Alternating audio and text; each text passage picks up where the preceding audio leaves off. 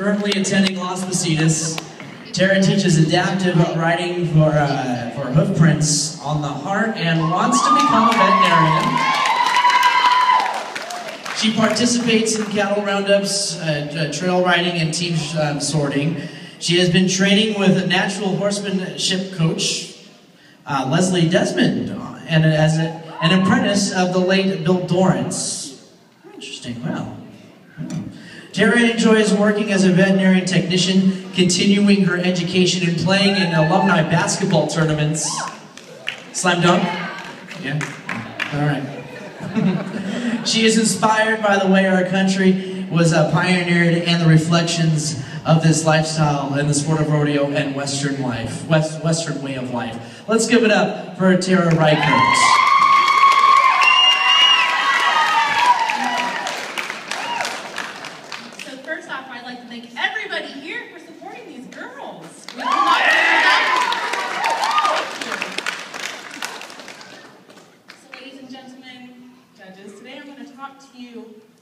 About a disease that does not know age.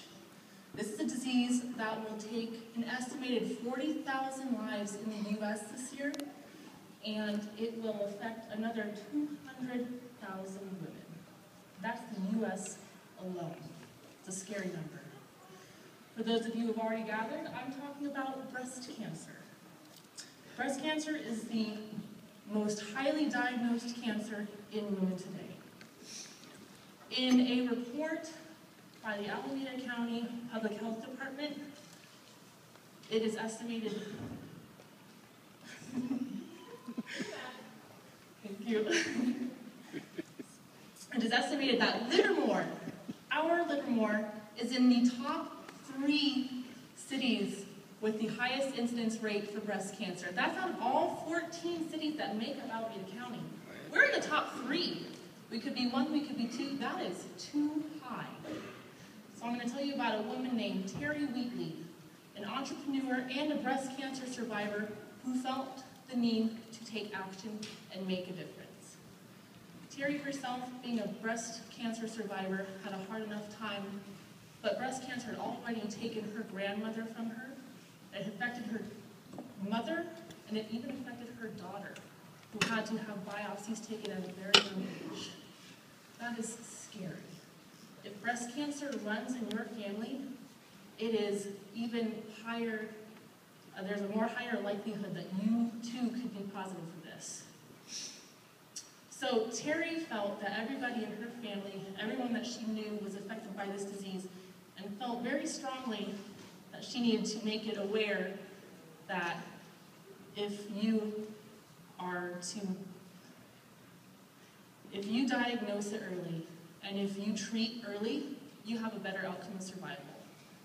Already having done that herself, having affected her daughter, she felt that she had to spread the word because we were losing too many lives in the United States. So, in 2004, along with Wrangler's Director of Special Events, Carl Stressman, she issued a challenge to the competitors of the Wrangler National Finals Rodeo. And it was a complete success. The Thomas and Mack Arena was filled with a sea of pink shirts. And it was such a phenomenon, got so much attention from the press and the public, that a lot of different rodeos in the United States and in Canada started to take on the same idea. So now we have the first Saturday of every Livermore rodeo, tough enough to wear pink. Now, the money that is raised from Tough Enough to Wear Pink on Saturdays goes to a very, very good cause.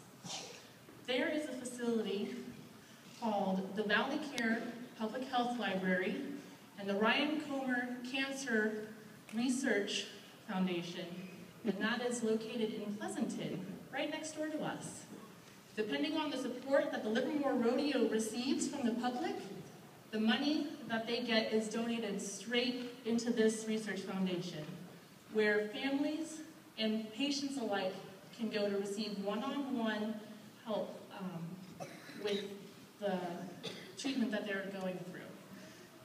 So they can get one-on-one counseling of what to expect during the treatments, what the percentages are, and what to do to take care of themselves and to ensure that they have a better outcome. Now, I would like to share with you that the Livermore Stockmen's Rodeo Association has donated up to $5,000 a year to this program. I think that deserves a round of applause. Thank you. Thank you for such a selfless gift. Such a gift. Because this is a disease that can affect anyone. Look at the table next to you. Wives, mothers, children, granddaughters, daughters. The 4 women who are speaking to you all today, vying to be your next queen, anybody could be next. So I have one question for you all. Second weekend in June, are you tough enough to wear pink? Yeah. Thank you.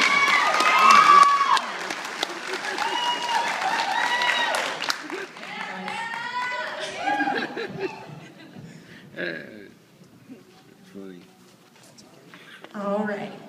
What suggestions do you have to keep rodeo thriving in the future?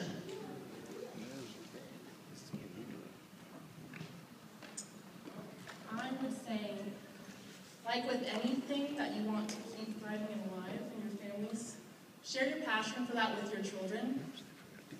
Those are the people who are going to grow up to compete and attend and support those very rodeos. Those are our young athletes, our young stock contractors, our young rodeo queens. Share it with your youth. Don't let that heritage die. That's the biggest thing that I can say.